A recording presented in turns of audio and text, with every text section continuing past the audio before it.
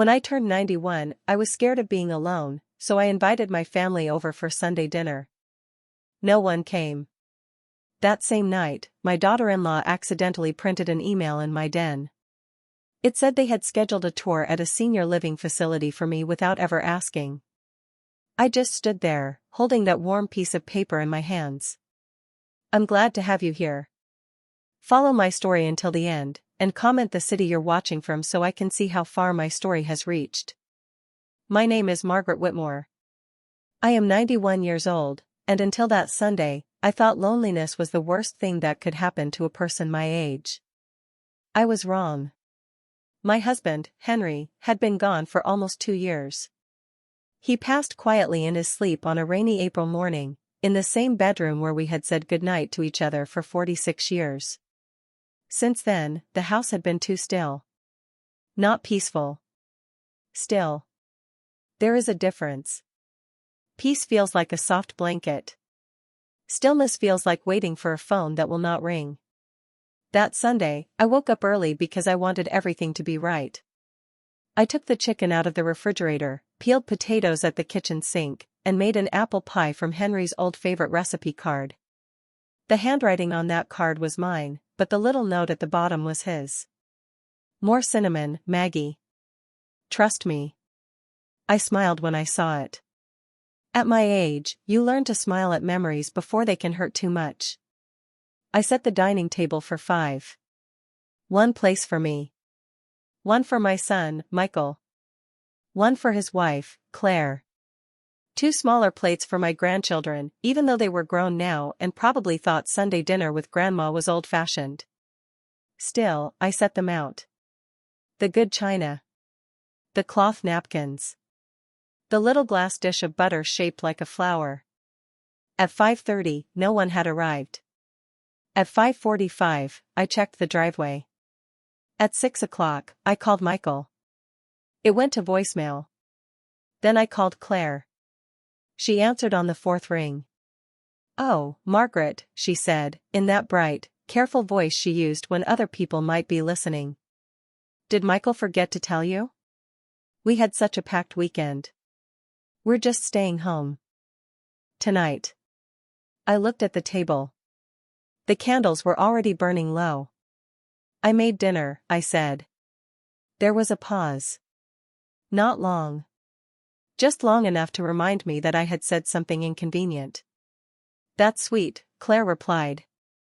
"But at your age, you really shouldn't be doing so much. You need to get used to quiet. Get used to quiet." I held the phone against my ear and looked at Henry's empty chair. "I see," I said. Michael came on the line for just a second. "Sorry, Mom. We'll come by soon." Soon. A word people use when they do not want to give you a date. After the call ended, I sat at the head of the table and watched the chicken grow cold. I did not cry. I did not throw anything away right then. I just folded my hands in my lap and listened to the old house settle around me. The refrigerator hummed. The clock ticked. Outside, a car passed without slowing down. That was when I heard the printer in Henry's den start up. One page slid out. Then another. I thought maybe I had pressed something by mistake earlier. I walked slowly down the hallway, one hand on the wall for balance. The first page was an email. From Claire. To Michael. Subject line, Mom's transition plan. My fingers tightened around the paper. The message said they had confirmed a private tour at Rosehill Senior Living for Tuesday morning. It said they needed to present it gently so I would not make a scene. It said my house could be listed by early summer if I agreed quickly. My house. The home Henry and I had paid for, repaired, painted, and loved for nearly half a century. At the bottom, Claire had written one more sentence. "Once she understands she can't live alone anymore, this will be easier for everyone." I stood in that quiet den for a long time. Then I folded the paper neatly. And for the first time since Henry left this world, I stopped being afraid of being alone. I became afraid of what my family was planning to do while they thought I was too old to notice. I did not sleep much that night. At 91, people assume sleep comes easily because your body is tired. That is not true. An old body may be tired, but an old heart can stay awake for hours, walking through rooms the feet no longer want to cross.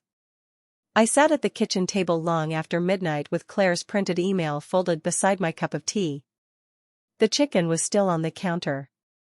The potatoes had gone dry. The apple pie sat untouched under the glass dome, its crust still golden, still perfect, still waiting for people who had never planned to come. I got up slowly and began putting things away. One plate at a time. One fork. One napkin. The good china made a soft clicking sound as I stacked it back into the cabinet. I had used that china for Easter dinners, graduations, anniversaries, and the first Christmas after Michael married Claire. Back then, I still believed a daughter-in-law could become a daughter if you loved her gently enough. I wrapped the chicken in foil. I poured the gravy into a small container. I cut myself a narrow slice of apple pie, then put it back without eating it. The house felt larger than it had that morning. Not because the rooms had changed, but because hope had left them. That is something people do not tell you about getting old. Loneliness is not always an empty room. Sometimes loneliness is a table set for 5, after 4 people decide you no longer matter enough to call. I blew out the candles. The smoke curled upward for a second, thin and gray, then disappeared. Just like that. I carried Claire's email into Henry's den and placed it on his desk. His reading lamp was still there, the green glass one he bought at a flea market in Ohio because he said it made him feel like a judge.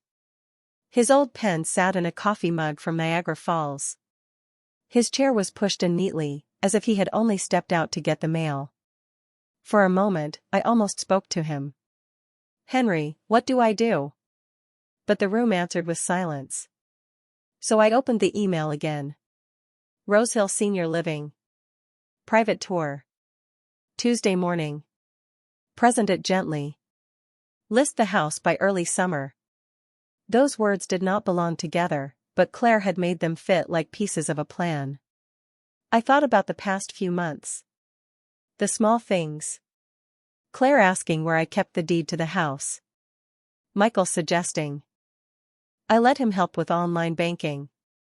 Claire offering to organize my medicine cabinet, then later telling Michael I was becoming forgetful because I could not find my blood pressure pills. The missing spare key from the hook by the back door. The way Claire had started walking through my home with her arms folded, looking at the walls instead of the photographs. "This place must be so hard for you to manage," she had said once, standing in the hallway outside Henry's den. I had answered honestly. "Some days are harder than others." She smiled then. Not kindly. Carefully. "That's what I worry about." At the time, I thought she meant my safety. Now I wondered if she meant her timeline. I went upstairs around 1 in the morning, but I did not undress. I sat on the edge of the bed in my Sunday dress, the blue one with pearl buttons, and looked at Henry's side of the room. His slippers were still under the chair. I had never moved them. People might call that foolish. Maybe it is. But when you have loved someone for 46 years, grief becomes part of the furniture. You stop explaining it. I reached for his cardigan hanging on the bedpost and held it in my lap. The wool was soft at the elbows. I pressed my fingers into the worn places and remembered his hands there, resting after mowing the lawn, after fixing the porch rail, after holding mine in the hospital when the doctor told us there would be no more treatments. Henry had always told me, "Maggie, this house is yours as much as mine. Don't ever let anyone make you feel like a guest here." A guest. That word stayed with me. Because lately, that was exactly how I had felt. A guest who needed permission. A guest who should not complain. A guest expected to leave before making anyone uncomfortable. The next morning, I woke before sunrise. The sky outside my bedroom window was pale and cold. I moved through the house quietly, not because anyone was sleeping, but because old habits remain even after the person they protected is gone. In the kitchen, I found something I had not noticed the night before. The drawer beside the refrigerator was open. Just slightly. Inside were my household files. Insurance papers. Tax. Receipts. Utility bills. Henry's warranty folder for appliances that no longer existed. One folder was missing. The green one. Property records. I stood there with my hand on the drawer handle. Maybe I had moved it. Maybe I had misplaced it. Maybe a 91-year-old woman forgets things. That was what Claire would say. I searched the drawer twice. Then the cabinet. Then the desk in the den. Nothing. By 8 o'clock, my phone rang. Michael. "Morning, Mom," he said, too cheerful. I looked at the folded email on Henry's desk. "Good morning. Claire and I want to stop by tomorrow. There's something we'd like to discuss with you." Tomorrow was Tuesday. The private tour. I closed my eyes for 1 second. Then I opened them. "All right," I said. "Come by after breakfast." He sounded relieved. "Great.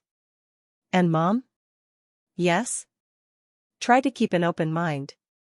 After we hung up, I stood in the quiet kitchen and looked at the empty place where the green folder should have been.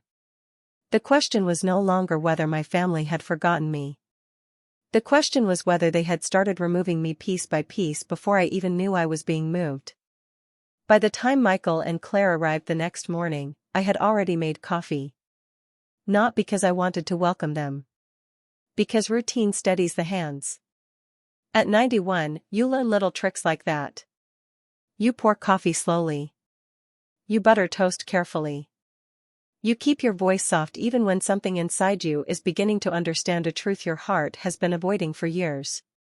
Their car pulled into the driveway at 9:12. I noticed the time because I had started noticing everything. Claire stepped out first, wearing a cream-colored coat and sunglasses too large for the cloudy morning. Michael followed behind her, carrying a leather folder under one arm. A folder. My eyes went to it before I could stop them. They came in without waiting for me to fully open the door. Claire kissed the air beside my cheek, not touching me. "Margaret, you look tired," she said. Not "good morning." Not "how are you?" Just that. "You look tired." I smiled politely. "Coffee?"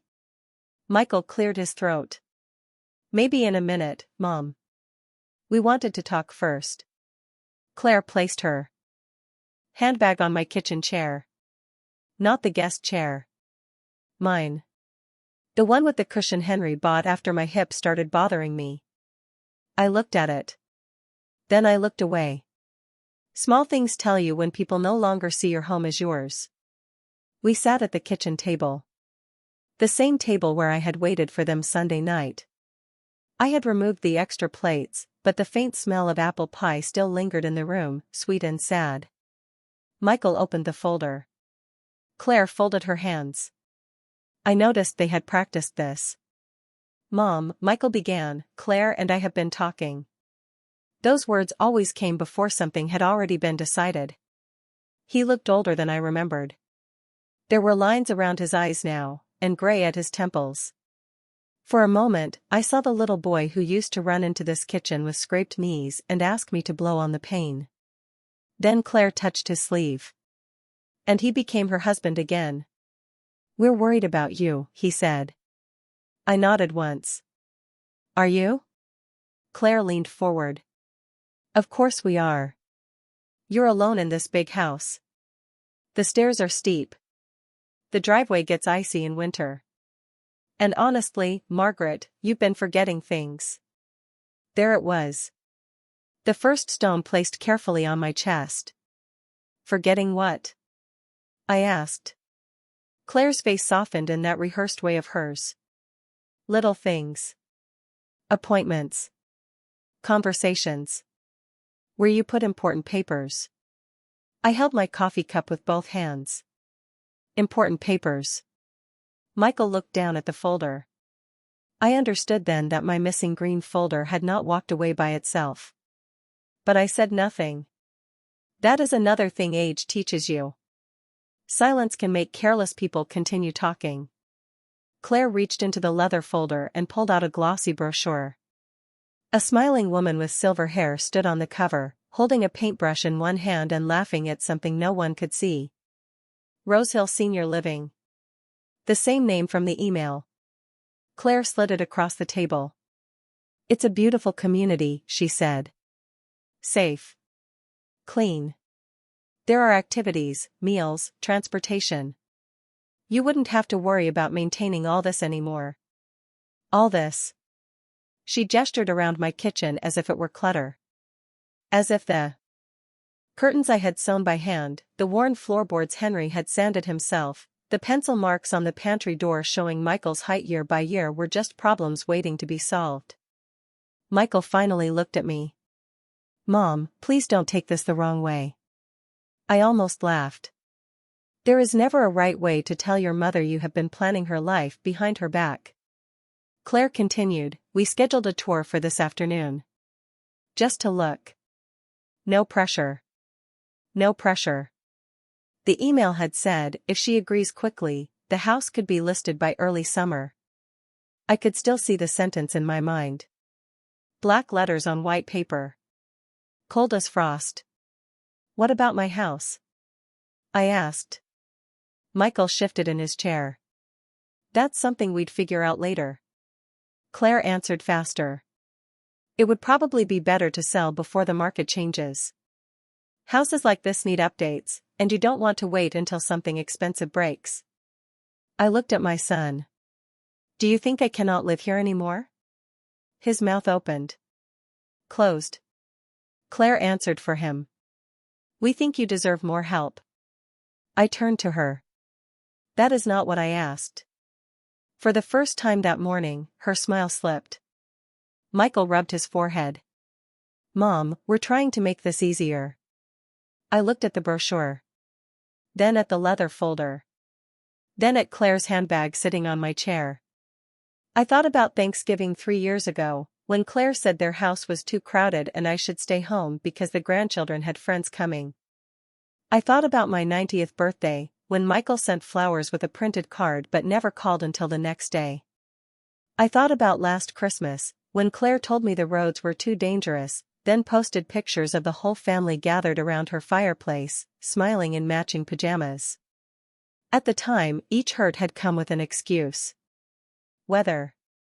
Stress. Too many people. A simple misunderstanding. But sitting there with that Rosehill brochure between us, I finally saw the pattern. They had not abandoned me all at once. They had practiced. A dinner here. A holiday there. A phone call skipped. A decision made without me. Little by little, they had been teaching themselves how to live as if I were already gone. I pushed the brochure back across the table with 2 fingers. I will not be touring anything today, I said. Claire blinked. Margaret, no, my voice was not loud. It did not need to be. Michael stared at me as if he had forgotten I knew how to say that word. Claire sat back slowly, her eyes narrowing just enough for me to see the woman behind the concern. I smiled at her. Not warmly. Just enough. And in that moment, I knew 2 things. They had taken my property folder. And they had no idea I had kept something far more important hidden where neither of them would think to look. After Michael and Claire left, the house did not feel quiet. It felt watched. Their car had barely turned the corner before I locked the front door and stood with my palm against the wood, listening to my own breathing. I had lived in that house for nearly 50 years. I knew every sound it made. The furnace ticking in the basement. The soft groan of the hallway floor. The wind pressing against the kitchen window in late morning. But that day, every familiar sound carried a question. What else had they touched? I went back to the kitchen table. The Rosehill brochure was gone. Claire had taken it with her, probably thinking she had removed the evidence. But she had forgotten something more important. People who believe you are helpless also believe you are careless. I opened the small drawer beside Henry's old desk and took out a yellow legal pad. My hands were stiff, but they did not shake. At the top of the page, I wrote the date.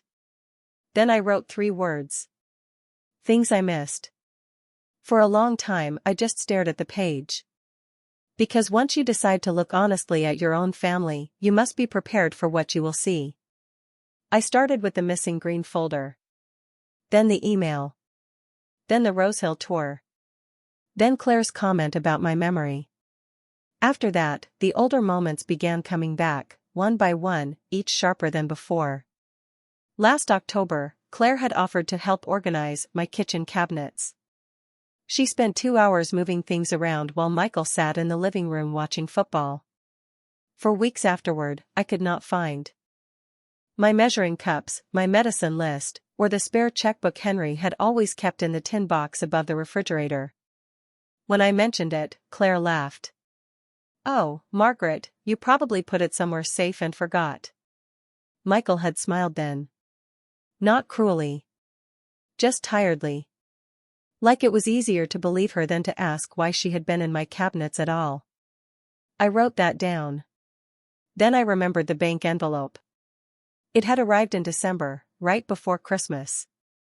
I found it already opened on the hallway table. Claire said she had brought in the mail and thought it was junk. But bank envelopes do not look like junk. And Claire had never once opened her own mail by accident. I wrote that down too. My pen moved slowly across the page. January, Claire asked for my social security number for emergency contact forms. February, Michael suggested adding his name to one of my accounts just in case. March, Claire told my neighbor Mrs. Parker that I was having more confused days lately. That one made me stop. I remembered it clearly now. I had been trimming dead leaves from the geraniums on the porch when Claire came down the walkway with Mrs. Parker beside her. Ruth Parker had lived next door for 32 years. She knew when Henry had his first heart surgery. She knew when Michael got his driver's license. She knew the sound of my laugh before grief made it smaller. Claire had placed one hand lightly on my shoulder and said, "Margaret has good days and not so good days now." I had looked up, surprised. "What do you mean by that?" Claire squeezed my shoulder. "Nothing, dear. We all forget things. Dear." She called me that when she wanted me to sound older than I was. Back then, I let it pass because I did not want to embarrass Michael. That had been my mistake for years. I kept swallowing little insults so my son would not have to choose between his wife and his mother. But silence does not always keep peace. Sometimes it teaches people how far they can go. I set down the pen and looked toward the hallway, where family photographs lined the wall. Michael at 6 years old, missing both front teeth. Michael at 17, standing beside Henry's truck. Michael on his wedding day, smiling so proudly with Claire's arm looped through his. I had welcomed her. That was the part that hurt in a way I could not explain. When Michael brought Claire home for the first time, I made pot roast because he said it was her favorite. I gave her my mother's pearl earrings for the wedding because she said she wanted something with history. I watched her stand in my kitchen and promise me she loved my son for who he was, not what he could give her. Maybe she meant it then. Maybe she didn't. At 91, you learn not every question gives you comfort when answered. I walked into the hallway and stood beneath the framed photo of Henry and me on our 40th anniversary. He was wearing his navy suit. I was wearing the lavender dress he always liked. His hand rested at the small of my back, steady as a promise. Henry never spoke much about money. He believed private matters should stay private. But he had always been careful. Careful with bills. Careful with records. Careful with people who smiled too easily. I remembered something he told me 6 months before he passed. We were sitting in the den. Rain was tapping against the windows. He had been weaker by then, though he still tried to hide it from me. "Maggie," he said, "if anything ever feels wrong, don't argue first. Look first." I had laughed softly. "What am I looking for?" He took my hand. "The thing people are hoping you won't notice. Now, Standing in that hallway with Claire's words still burning in my mind, I finally understood. They had been hoping I would not notice the missed dinners. The opened mail. The missing folder. The way concern had slowly become control. I went back to Henry's den and sat in his chair. For almost 2 years, I had avoided sitting there. It felt too much like taking his place. But that morning, I needed to feel close to him. I opened the bottom drawer of his desk. Inside were old manuals, a magnifying glass, a roll of stamps, and a small brass key taped beneath the drawer lip. My breath caught. I had forgotten about that key. Henry had shown it to me once, years ago, after we had installed a small fireproof box in the back of the bedroom closet. For papers that matter, he had said. I peeled the tape away carefully and held the key in my palm. It was cold. Small. Ordinary. But for the first time since Claire walked into my kitchen with that brochure, I felt something stronger than fear. I felt prepared. I kept the brass key in my hand for a long time. It was so small that it almost disappeared against my wrinkled palm. A person could lose something like that in a drawer for years and never think of it again. But Henry had not lost it. He had hidden it. There is a difference. I went upstairs slowly, one hand on the banister, the other closed tightly around the key. My knees ached the way they always did in the morning, but I did not stop. At 91, every staircase is a negotiation. That day, I was willing to bargain. The fireproof box was in the back of the bedroom closet, behind Henry's old winter coats and a shoebox full of Christmas cards I could never bring myself to throw away. I knelt carefully, holding the doorframe until I was steady. The box was heavier than I remembered. Black metal. Scratched at the corners. A little dust gathered along the lid. I slid the key into the lock. It turned. Inside were envelopes, old insurance documents, savings bonds, our marriage certificate, and a blue folder I had not seen in years. On the front, in Henry's handwriting, were 3 words. For Maggie only. My throat tightened. I touched the letters before I opened it, as if some warmth from his hand might still be living there. The first page was a letter. Not long. Henry had never needed many words. My dearest Maggie, if you are reading this, then something has made you feel unsafe in your own home. I hope I was wrong to prepare this. But if I was right, call Thomas Alden before you sign anything. This house is protected. You are protected. No one can force you out unless you let them convince you that you have already lost. You have not. Love, Henry. I sat back on my heels and closed my eyes. For almost 2 years, I had tried to be brave without him. I had eaten dinner alone. Slept alone. Paid bills alone. Listened to the house breathe at night like it was the only living thing keeping me company. And all that time, a part of Henry had been waiting in that box. Not to save me. To remind me that I still could. I unfolded the second document. It was a copy of a trust agreement. The legal language was dense, the kind of thing Henry used to read with his glasses low on his nose, tapping the paper with one finger. But even I understood one sentence. Margaret Whitmore shall retain full residential rights to the property for the remainder of her life. Full residential rights. For the remainder of her life. I read it 3 times. Then I laughed. It came out small and shaky, but it was still a laugh. Claire had been measuring curtains in a house she could not take. Michael had walked into my kitchen with a folder, thinking his mother was one soft conversation away from disappearing. And Henry, quiet Henry, had seen further than all of them. I put the documents back in the blue folder and carried it downstairs. By the time I reached the kitchen, my phone was ringing. It was Ruth Parker from next door. I almost did not answer. My mind was too full. But Ruth had known me too long to call without reason. Margaret, she said when I picked up. Her voice was low. Careful. Are you alone? I looked toward the front window. Yes. There was a pause. I need to tell you something, and I don't want you getting upset. People always say that before giving you a reason to be upset. What happened? Ruth sighed. Yesterday afternoon, while you were resting, I saw Claire here with a woman I didn't recognize. My fingers tightened around the phone. What woman? Well-dressed. Young. Had one of those leather folders real estate people carry. They were walking around the side yard. Claire pointed at the roof, then the porch, then the garage. I said nothing. Ruth continued, I thought maybe you knew. But then I saw the woman take pictures of the front of the house. The kitchen seemed to narrow around me. Pictures. Of my home. Without my permission. Did you hear anything? I asked.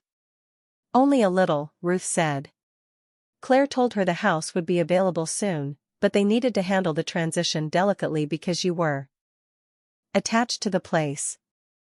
Attached. As if this home were an old sweater I refused to throw away. As if Henry's chair, my garden, Michael's pencil marks on the pantry door, and every Sunday dinner I had ever cooked were just emotional clutter. Ruth's voice softened. Margaret, honey, are they trying to move you out? I looked at Henry's letter on the table. For the first time I did not feel ashamed to answer honestly. Yes, I said. I believe they are. Ruth was quiet for a moment. Then her tone changed. It grew firmer. I wrote down the license plate. I blinked. You did? Of course I did. I'm old, not useless. That almost made me smile. Ruth gave me the number slowly while I wrote it on the yellow legal pad beside Claire's email. Then she gave me the name printed on the woman's folder. Patterson Home Realty. I wrote that down too. When we finished, Ruth said, Do you want me to come over? I looked around my kitchen. The same kitchen where Claire had smiled at me like I was already halfway gone. The same kitchen where Michael had let his wife speak for him. The same kitchen where Henry's letter now rested like a quiet hand on my shoulder. Yes, I said. Bring your glasses. My glasses? I need a witness who can read small print. 10 minutes later, Ruth came through the back door with a casserole dish in one hand and determination in her eyes. She placed the dish on my counter, took off her coat, and looked at the papers spread across the table. Then she looked at me. Well, she said, it seems your daughter-in-law picked the wrong old ladies. And for the first time in a very long while, I did not feel alone in my own house.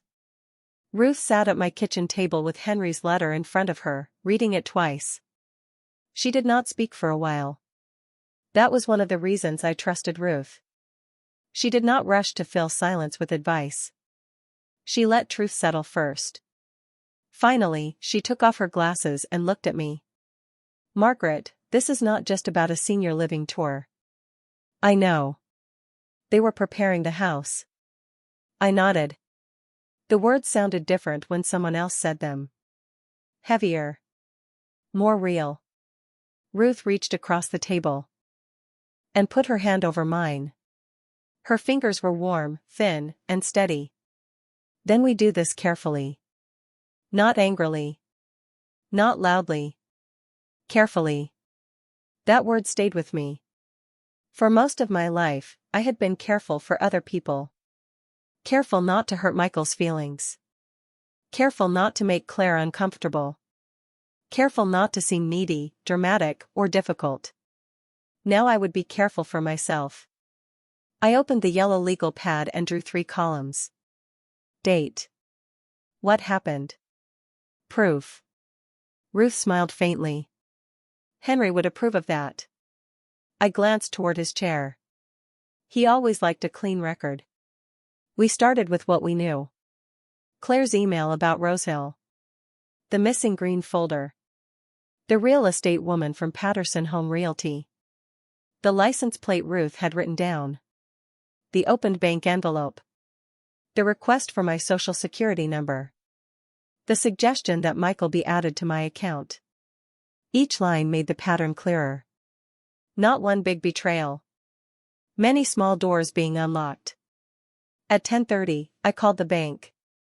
My voice was calm when I asked to speak with Mrs. Delgado, the branch manager.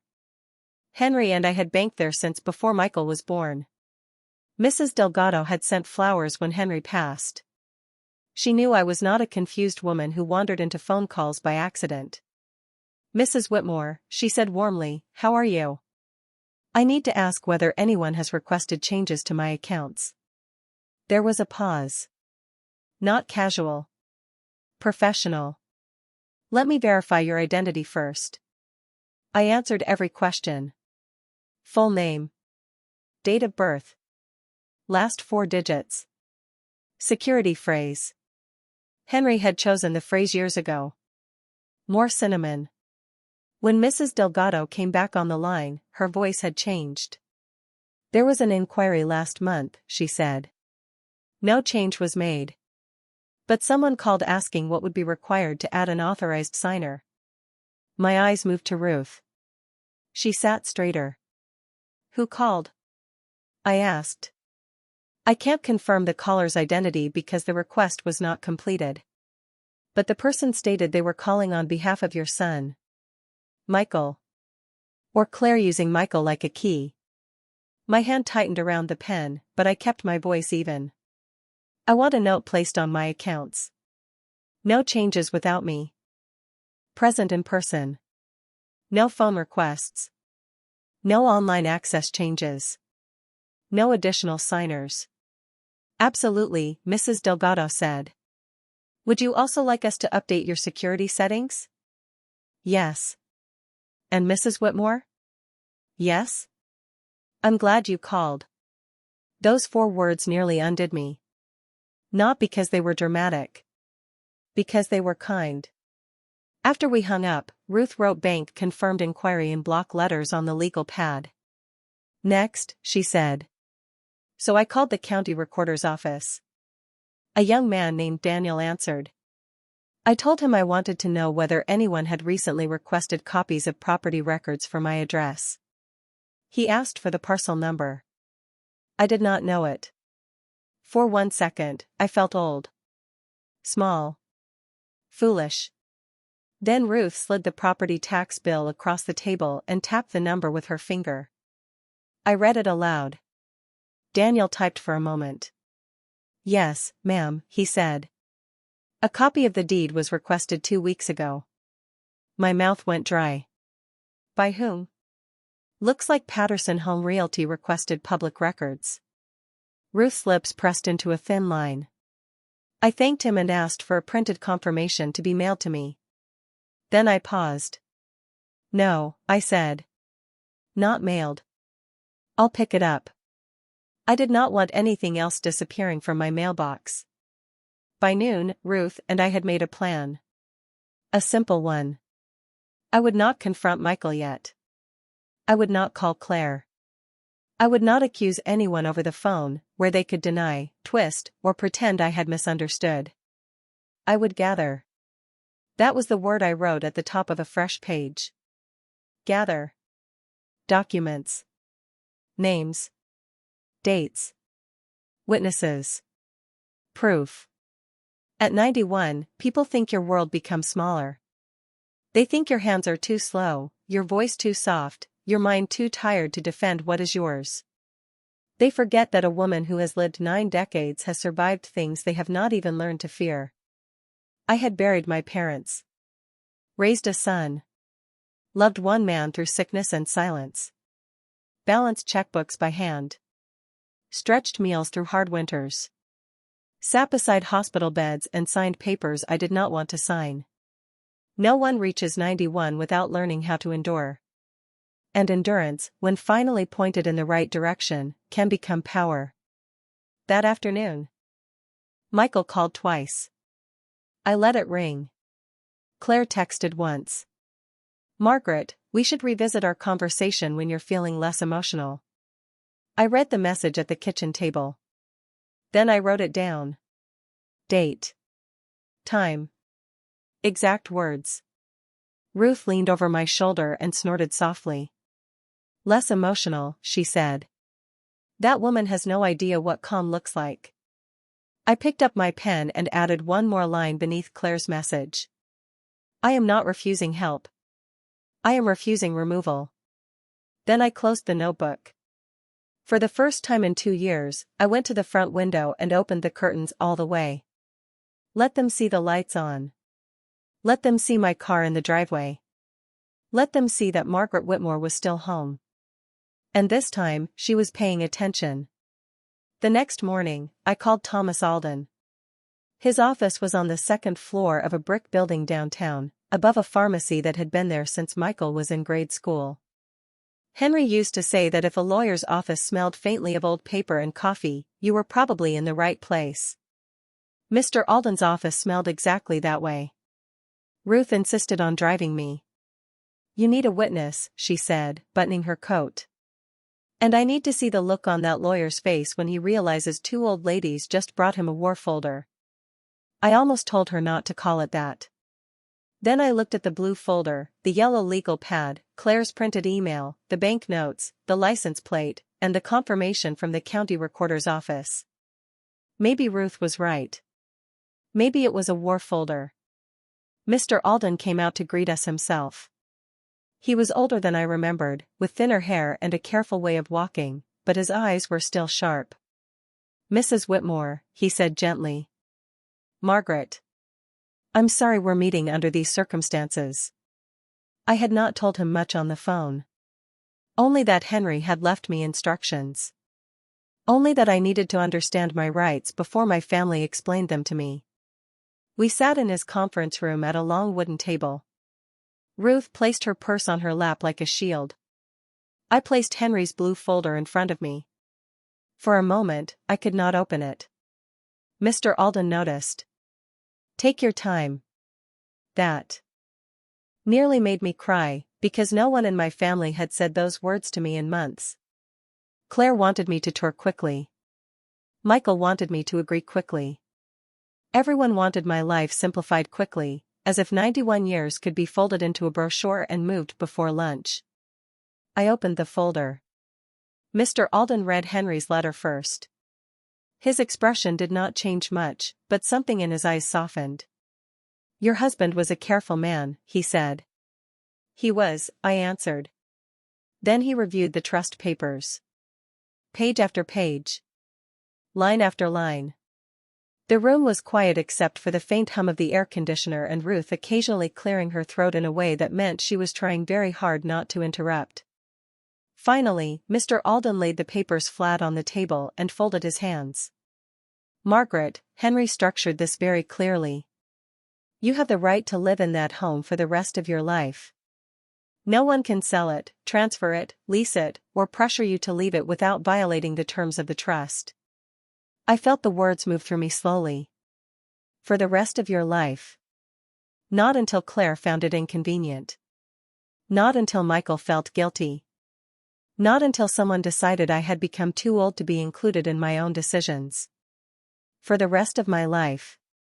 Mr. Alden continued, there is also a protection clause. Ruth leaned forward. A what? A clause stating that any beneficiary who attempts to coerce, mislead, intimidate, or financially exploit Mrs. Whitmore may lose their inheritance rights under the trust. Ruth made a small sound. Not quite a laugh. Not quite a prayer. I looked down at my hands. Michael was a beneficiary. My only child. The little boy I had carried through fevers. The teenager I had defended when Henry wanted to be too strict. The grown man whose name I still spoke with tenderness, even when he did not call. My voice was low when I asked, would that include my son? Mr. Alden did not rush to answer. Yes, he said at last. If he participated knowingly. Knowingly. That word hurt. Because a part of me still wanted to believe Michael had simply followed Claire's lead without understanding where the road ended. But another part of me remembered the leather folder under his arm. The way he avoided my eyes. The way he said, try to keep an open mind, as if my life had already been placed on a schedule. I slid Claire's printed email across the table. Mr. Alden read it once. Then again. His mouth tightened. This is useful. Useful, Ruth said. That's one word for it. I took out the legal pad. There's more. I showed him the bank inquiry. The county record request. The name of the realtor. Ruth's notes. Claire's text telling me we should talk when I was less emotional. Mr. Alden reviewed everything carefully. He did not look shocked. That bothered me at first. Then I understood. He had seen this before. Maybe not with Claire's exact smile or Michael's exact silence. But he had seen families decide that an aging parent's home was not a home anymore. Just an asset waiting for access. When he finished, he looked directly at me. Do not sign anything. Do not attend any meeting alone. Do not allow anyone to remove documents from your home. And if they bring papers to you, call me before responding. I nodded. Then he said something that made the room feel colder. I also recommend changing the locks. Ruth whispered, I knew it. I stared at him. The spare key is missing, I said. Then assume it is being used. There are sentences that divide your life into before and after. That was one of them. Assume it is being used. I thought of Claire in my kitchen. Claire near my files. Claire walking through my yard with a realtor while I was upstairs resting. Not visiting. Inspecting. Mr. Alden wrote down the name of a locksmith he trusted. Then he offered to draft a formal notice reminding all interested parties that I retained full residential rights and that any pressure regarding relocation or property sale would be documented. Should we send it now? Ruth asked. Mr. Alden looked at me. It was my choice. Not Michael's. Not Claire's. Mine. I sat very still. Part of me wanted to send it immediately. To slam the door shut with legal words and Henry's protection wrapped around me like armor. But another part remembered Henry's voice. Don't argue first. Look first. So I said, not yet. Ruth turned toward me. I kept my eyes on Mr. Alden. I want to know how far they were willing to go before they knew I could stop them. The room went silent. Then Mr. Alden gave a slow nod. All right, he said. But from this moment on, Margaret, you do not face them alone. I picked up Henry's letter and placed it back in the folder. On the ride home, Ruth drove slower than usual. Neither of us spoke for several minutes. Outside the window, town moved along as if nothing had changed. A mailman crossing the street. Children waiting near a school bus. A man carrying coffee into the pharmacy below Mr. Alden's office. Ordinary life. But inside me, something had shifted. I was still 91. My knees still ached. My hands still struggled with jar lids. My house was still too quiet at night.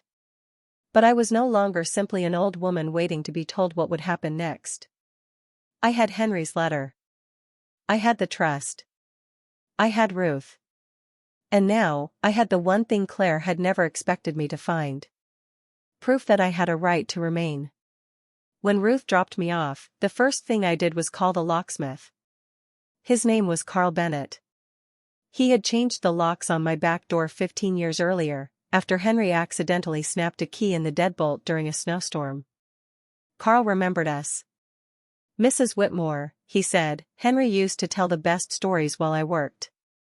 Yes, I said softly. He did. I asked if he could come that afternoon. There was a pause. Everything all right? I looked at the missing spot on the key hook beside the back door. It will be. Carl arrived before 3 o'clock with a toolbox and a quiet manner. I did not explain everything.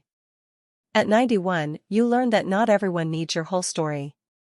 Some people only need to know what must be done. He changed the locks on the front door, back door, basement entrance, and side porch. He added a new chain lock to the kitchen door because Ruth insisted on it. Just humor an old woman, she told him. Carl smiled. I was raised by one. I know better than to argue. When he finished, he handed me 3 new keys. Not 5. Not 6. 3. One for me. One for Ruth. One for Mr. Alden's office, sealed in an envelope in case of emergency. None for Michael. That hurt more than I expected. I stood in the hallway holding those keys, feeling the weight of what I had done. A mother does not easily lock out her child, even when that child has forgotten how to knock. But then I remembered the missing green folder. Claire's email. The realtor in my yard. The Rosehill brochure sliding across my kitchen table like a verdict. I placed Michael's old spare key in an envelope and wrote the date on it. Not because it worked anymore. Because it was evidence. At 5:40, my phone rang. Michael. I let it ring twice before answering. "Hi, Mom," he said. His voice had that careful softness again. The same tone he used when he wanted to sound patient. "Hello, Michael. Claire and I were thinking we should come by tonight. Maybe bring dinner. Talk things through." I looked at Ruth, who was sitting across from me with her cardigan sleeves pushed up, sorting copies into neat piles. "That won't work tonight."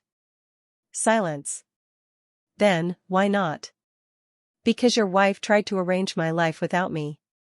Because someone took my property folder.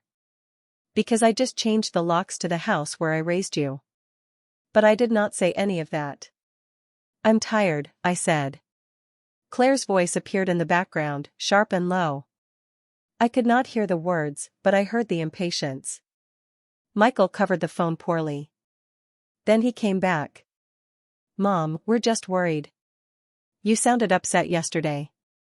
"I was not upset. You refused to even look at the place. The place where you and Claire scheduled a private tour for me without asking?" Another silence. This one was longer. "I don't know how you found out about that," he said. That was not denial. That was confession in a softer coat. I closed my eyes for 1 second. "Michael, I am 91 years old. I am not absent from my own life." He sighed. "Nobody said you were." "Then stop behaving as if I am." Claire's voice rose in the background.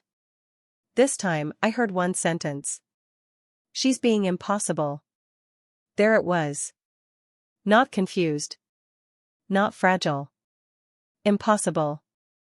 The word people use when an old woman stops being convenient. Michael lowered his voice. "Mom. Can we not turn this into a fight?" "I am not fighting." "Then what are you doing?" I looked at Henry's letter on the table. "I am listening carefully." He did not know what to do with that.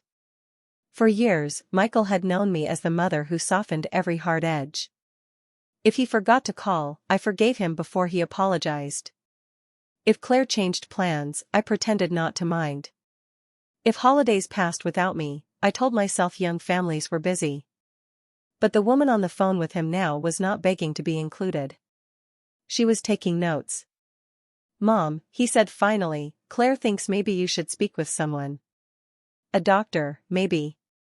Just to make sure all this stress isn't affecting your judgment." My hand went still around the pen. There are many ways to push an old woman out of her own life. Some people use paperwork. Some use pity. Some use the word concern until it becomes a leash. "My judgment is fine," I said. "I didn't mean, yes, you did." The words came out quietly. Michael stopped talking. For a moment, I could hear him breathing. I imagined him standing in his bright kitchen, Claire beside him, both of them realizing the conversation was not going the way they had planned. Finally, he said, "We'll come by tomorrow." "No, Mom, you may call before visiting." "If I agree, you may come." "Not before." Another silence. Then his voice changed. It became colder. "That's not like you." I looked around my kitchen. The clean table. The locked doors. Ruth watching me with proud, sad eyes. "No," I said. "It is exactly like me." You just haven't seen this part before. After I hung up, I wrote down every word I remembered. Time of call. Michael suggested doctor. Claire said impossible. Michael said coming by tomorrow. I said no. Ruth read over my shoulder and nodded. Good. But I did not feel good. I felt tired in a place sleep could not reach. That night, after Ruth went home, I walked from room to room and checked every lock twice. The house seemed to know something had changed. The windows reflected my small figure back at me as I moved through the hallway in my slippers. I paused by the pantry door. The pencil marks were still there. Michael, age 5. Michael, age 8. Michael, age 12. Each line a memory of him standing straight, heels pressed against the wood, laughing when Henry said he was growing like corn in July. I touched the highest mark.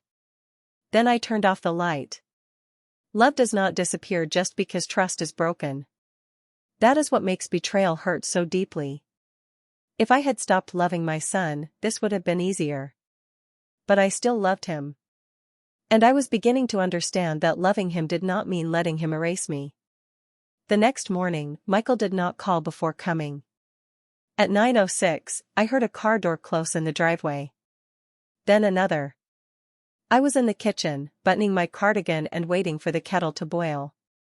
I looked through the lace curtain and saw Michael's SUV parked beside the maple tree. Claire stepped out first, her mouth already tight with irritation. Michael followed, holding a white paper bag from the bakery downtown. Peace offering. Or bait. I did not move toward the door. They knocked once. Then Claire tried the handle. It did not open. The sound was small. Metal against metal. But it traveled through the house like thunder. I stood very still. A second later, the handle turned again. Harder this time. Then Michael knocked. Mom, he called. It's us. I walked slowly to the front door and looked through the glass panel. Claire's face changed when she saw me. Not concern. Surprise. Then anger, hidden quickly beneath a smile. Margaret, she said through the door, why is your lock different? I opened the door, but only as far as the chain allowed. Michael stared at the narrow gap. His eyes went from my face to the chain, then back again. Mom, he said quietly, what is this? A door, I said. People knock before entering. Claire let out a soft laugh, the kind meant to make me sound unreasonable before I had even spoken. We were just bringing breakfast. She lifted the bakery bag. I could smell cinnamon rolls. Henry used to love those. That detail almost softened me. Almost. I told you to call before visiting. Michael sighed. Mom, we're your family. I looked at him for a long moment. That is why this hurts. His face flickered. Claire stepped closer. Margaret, this behavior is exactly what we're worried about. Changing locks without telling anyone. Refusing visits. Accusing people of things. This is not normal. There it was again. Not normal. Less emotional. Confused. Impossible. Each word placed carefully around me like a fence. I kept my hand on the door. I have not accused anyone. Claire's eyes sharpened. Then why change the locks? Because my spare key went missing. Michael looked at Claire. Only for half a second. But I saw it. When you are 91, people think your eyes are weak. They forget how much you have learned to read in silence. Claire recovered first. You probably misplaced it, she said. That happens. Maybe. I let the word sit there. Michael shifted his weight. Can we come in, please? Now his mouth opened slightly. I had never denied him entry before. Not once in his life. Even after arguments. Even after months without calls. Even after he forgot my birthday the year Henry got sick. My door had always opened for him. That morning, it did not. Claire's voice lowered. This is getting serious, Margaret. Yes, I said. It is. Michael looked tired now. Truly tired. For 1 second, I saw shame move across his face like a shadow. Then Claire touched his arm. Again. And the shadow disappeared. We spoke with Dr. Hensley's office, she said. My fingers tightened on the doorframe.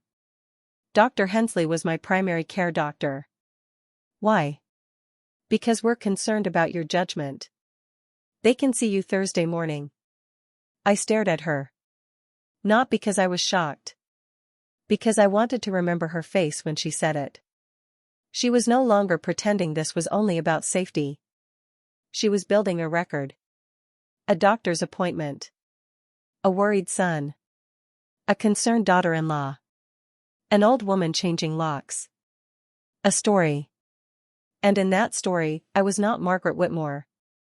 I was a problem. Michael looked at the porch floor.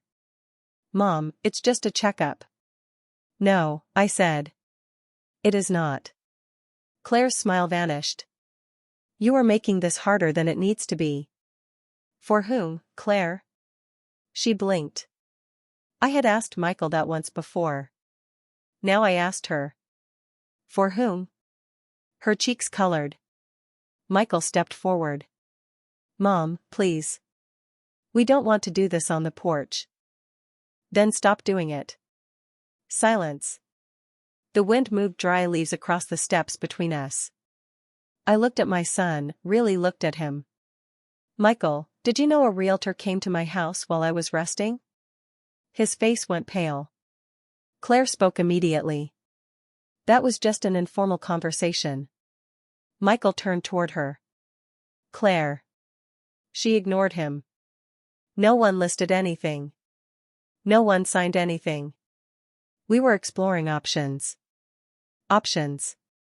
That word made something inside me go very cold. My home is not an option, I said. Claire's mouth tightened. It will be when you can no longer live here safely. And who decides that? She did not answer. Michael looked at me then, and for the first time, I saw fear in him. Not fear for me. Fear of what he had allowed to happen. I reached into the pocket of my cardigan and pulled out a folded piece of paper. Not Henry's letter. Not the trust. Not yet.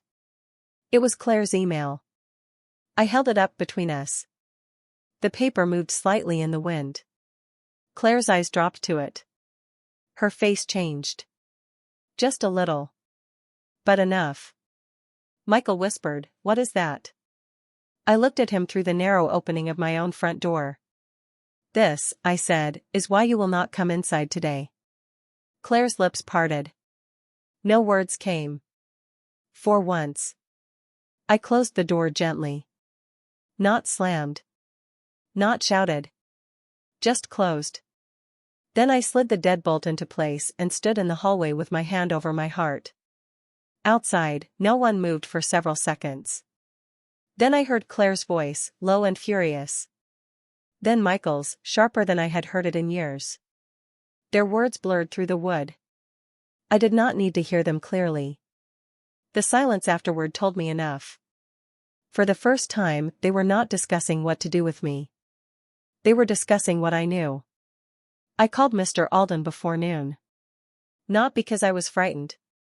Because I was done pretending fear was the same thing as helplessness. He listened while I told him what had happened on the porch. The changed lock. Claire trying the handle. The doctor's appointment I had never requested. The realtor she called an informal conversation. The way Michael looked at her when I mentioned it. Mr. Alden did not interrupt. When I finished, he said, "Margaret, I think it is time." I looked at Henry's letter on the kitchen table. For the notice? Yes.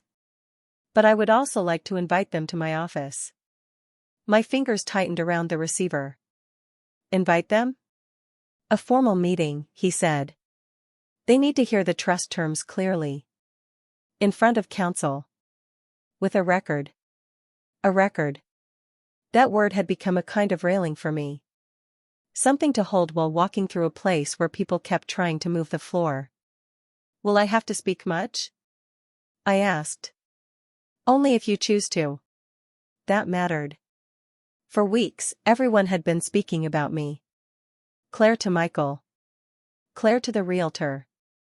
Claire to my doctor's office. Maybe Claire to neighbors. Maybe more.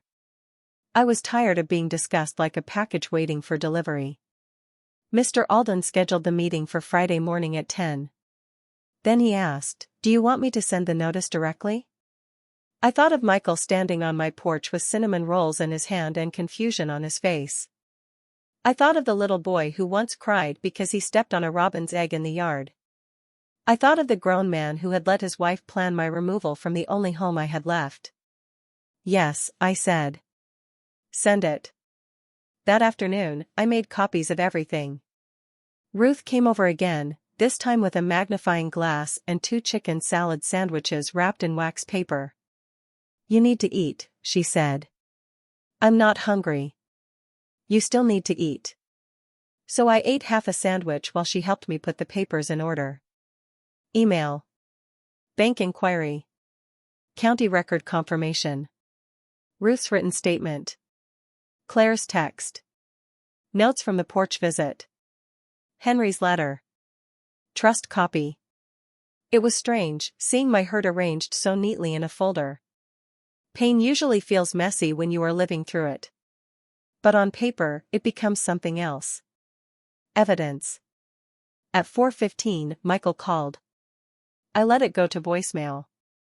A minute later, the message appeared. "Mom, I just got a letter from some attorney." "What is going on?" "Claire is upset. She says you're making accusations that could hurt our family. Please call me." I played it twice. "Claire is upset." Not, "Mom, are you okay?" Not, "Did we frighten you?" Not, "I'm sorry we came." Without calling. "Claire is upset." I wrote it down. At 4:29, Claire called. I did not answer. At 4:31, she texted. "This is unnecessary and embarrassing. We were only trying to help you transition with dignity." Dignity. I stared at that word for a long time. Dignity was not a brochure chosen without me. Dignity was not a realtor photographing my home while I rested upstairs. Dignity was not my son standing behind his wife while she suggested I needed a doctor because I had changed my own locks. Dignity was being asked. Dignity was being heard.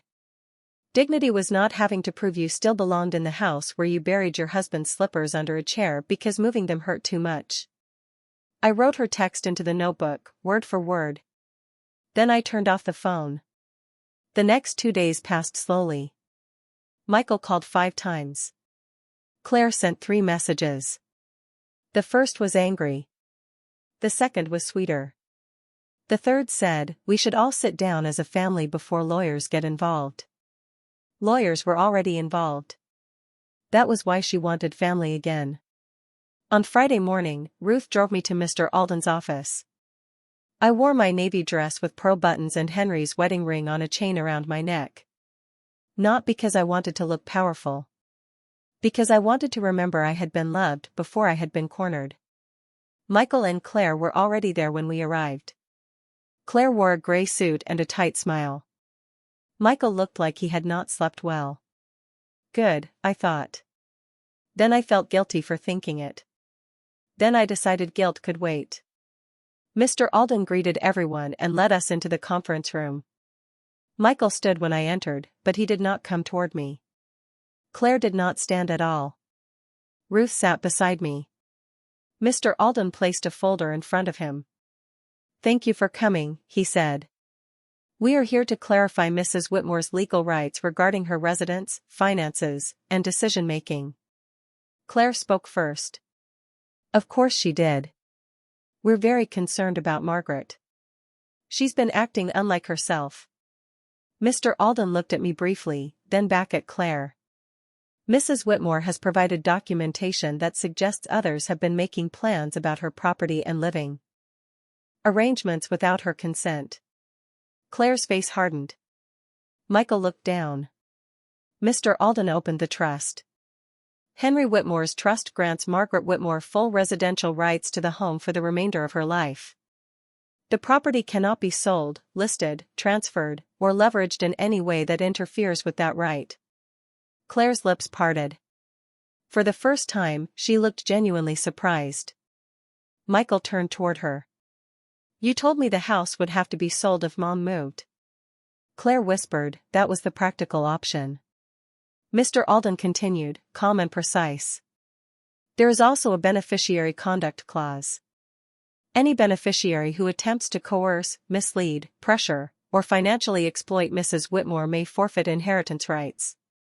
The room went completely still. Claire's face changed color. Michael stared at the table as if the wood had opened beneath him. I said nothing.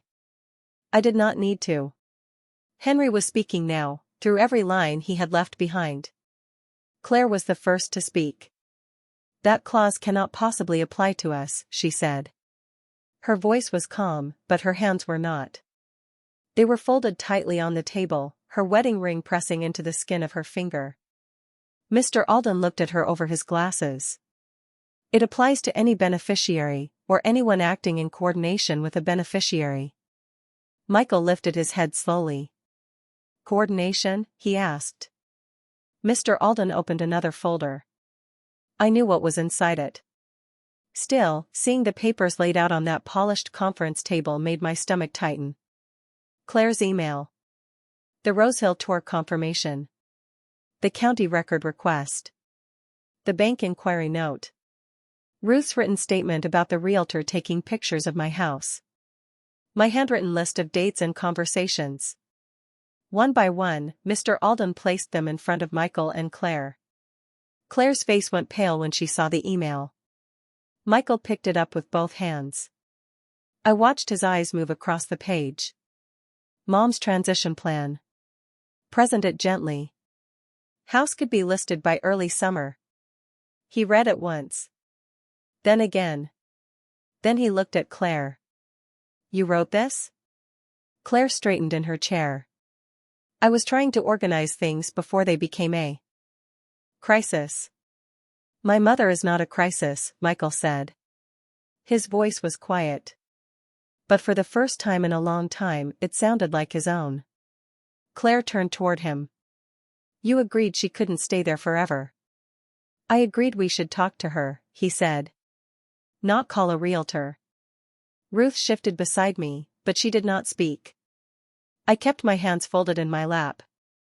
At 91, there are moments when silence is not weakness. It is a mirror. You hold it up and let people see themselves. Claire reached for the county record paper. Public records are public. I did nothing wrong. Mr. Alden replied, requesting records is not illegal. Combining that with an unauthorized real estate visit, a scheduled facility tour, pressure to add an account signer, and statements questioning Mrs. Whitmore's judgment creates a concerning pattern. Claire gave a sharp little laugh. Oh, come on. She's 91. We're allowed to be concerned. I looked at her then. Really looked at her. Not as my son's wife. Not as the woman I had tried to welcome into my family. Not as the person who had slowly trained my son to see me as fragile when I was only grieving. Just as Claire. A woman who used concern the way other people used keys. I am 91, I said. Not invisible. The room fell still. Claire's mouth tightened. Margaret, nobody said you were invisible. No, I said. You just planned as if I were. Michael closed his eyes. That hurt me more than Claire's anger. Because guilt had finally found him. Mr. Alden turned to him. Mr. Whitmore, were you aware that Patterson Home Realty visited the property? Michael swallowed. I knew Claire was gathering information. I didn't know they had gone to the house. Claire snapped, because I was trying to reduce stress for everyone. For everyone? I asked. My voice stayed soft. For me? Or for you? She stared at me, and for a second the polished mask was gone. There was no warmth there. Only frustration. "You have no idea how hard this has been," she said. "Every conversation, every decision, every little thing becomes emotional because you won't accept reality." I nodded slowly. "You are right about one thing. I did not accept the reality you prepared for me." Mr. Alden slid Henry's trust forward. "The legal reality is clear. Mrs. Whitmore remains in her home. No listing. No transfer. No change to financial authority. No medical appointment arranged without her consent. Any further pressure will be documented as a potential violation of the trust." Michael looked at me. His eyes were wet. "Mom," he said, "I didn't think." "No," I said gently. "You didn't. That was all. Not cruel. Not loud. Just true." Claire stood up so quickly her chair scraped the floor. "This is ridiculous. You're letting a 91-year-old woman turn this family against itself." Ruth finally spoke. "No, honey. You did that when you tried the door handle." Claire froze. Michael looked at her. "What does she mean?" I answered before Ruth could. "She tried to enter my house with the old key after I told you both to call first." Michael's face changed completely. Not surprised this time. Understanding. Claire grabbed her purse. "I'm not staying here to be insulted." Mr. Alden's voice remained even. "You may leave, Mrs. Whitmore. But this meeting is on record." She stopped at the door. For the first time, she looked afraid. Not of me. Of consequences. After she walked out, Michael remained seated. His hands were flat on the table, as if he needed something solid beneath them. "I'm sorry," he whispered. I looked at my son and felt the old ache rise in me.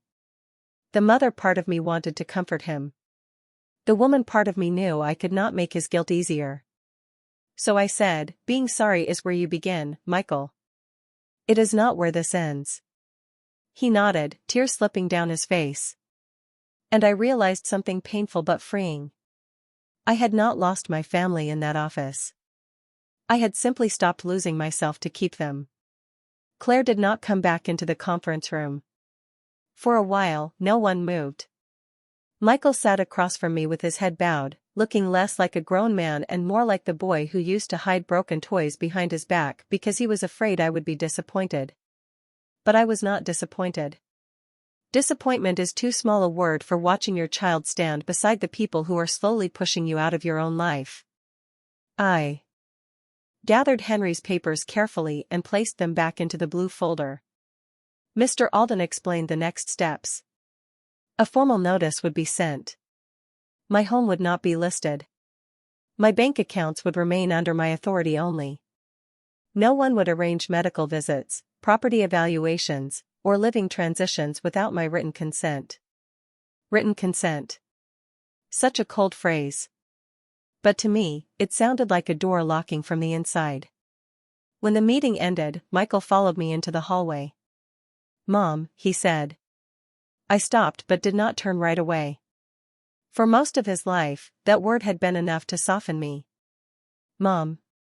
He had said it when he was hungry. When he was scared. When his first girlfriend broke his heart. When Henry went into surgery. When he needed money, advice, forgiveness, or a place to come home to. This time, I let the word remain only a word. Then I turned. Michael's eyes were red. I should have stopped her. "Yes," I said. He flinched, but I did not take the truth back. He looked down at his hands. I told myself Claire was just trying to help. I thought maybe you really were lonely, and maybe the house was too much, and maybe, his voice broke. Maybe it was easier to let her decide. I looked at my son for a long moment. Outside the office window, people were walking along the sidewalk with coffee cups and grocery bags, living ordinary lives under an ordinary sky. It was strange how the world kept moving while a family changed shape forever. You were my son before you were her husband, I said softly. But somewhere along the way, you forgot I was still your mother. He wiped his face with the back of his hand. I'm sorry. I know. Can I fix it? That question hurt the most. Because some things can be repaired. And some things can only be remembered differently. You can begin, I said. But you do not get to rush my trust just because your guilt is uncomfortable. He nodded slowly. For the first time in years, he did not argue. He did not explain. He did not ask me to understand Claire. He only stood there and accepted the weight of what had happened. That was something. Not everything. But something. Ruth drove me home.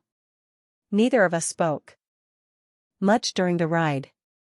She reached over once and patted my hand, then kept both eyes on the road like the careful woman she was. When we pulled into my driveway, the house was waiting. Same white porch. Same maple tree. Same curtains in the front window. But it did not look lonely anymore. It looked like mine. Ruth helped me carry the folders inside. Then she made tea without asking, because good friends do not always need instructions. We sat at the kitchen table as the afternoon light moved across the floorboards Henry had refinished with his own hands.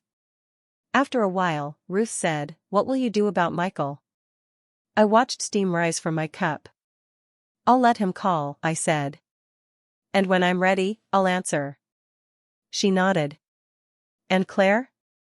I looked toward the front door, where the new lock caught a thin line of sunlight. "Claire can knock." Ruth smiled at that. Not a big smile. Just enough. In the weeks that followed, things changed slowly. Mr. Alden sent the notice.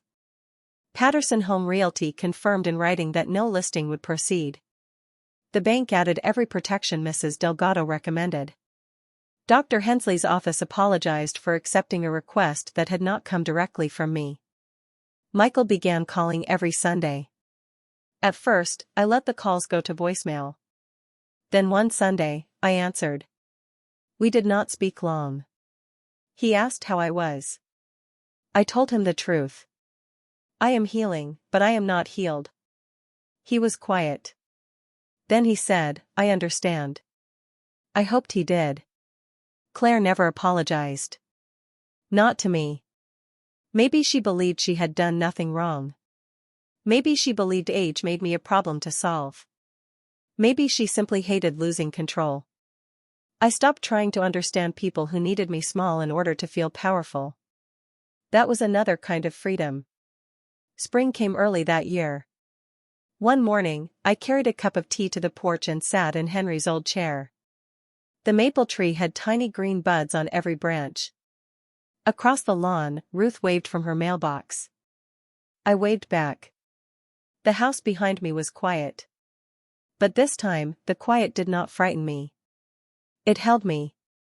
I thought about the woman I had been on that Sunday night, setting 5 places at the table, waiting for a family that had already made other plans for her life. I wanted to reach back and take her hand. To tell her what I know now. Being alone at 91 is not the worst thing. The worst thing is being surrounded by people who smile while they slowly erase you. I still miss Henry every day. I still touch his cardigan sometimes when the evenings feel too long. I still love my son. But I no longer confuse love with surrender. My name is Margaret Whitmore. I am 91 years old. I live in the house my husband and I built together, behind doors that lock, beside memories that belong to me, with a life that is still mine to choose. And if there is one thing I wish every senior knew, it is this: you are not a burden because someone wants your space. You are not helpless because someone speaks louder.